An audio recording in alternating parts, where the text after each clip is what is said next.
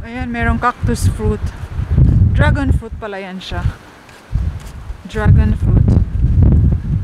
Ayan, it's so nice. Oh, paikot pala to.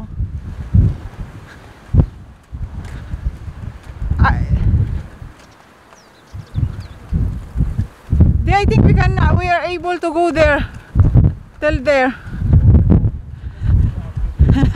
No, I'm just curious because like there's like that there.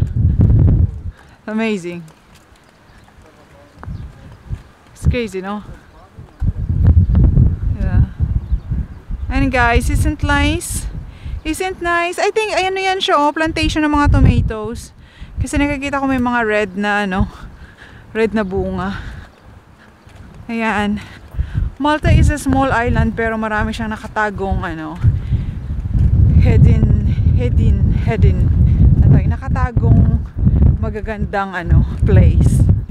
Kasi ito for 6 years ngayon lang kami nakapunta dito kung hindi pa sinabi ng isa kong friend. O di ba? I love it. We go there.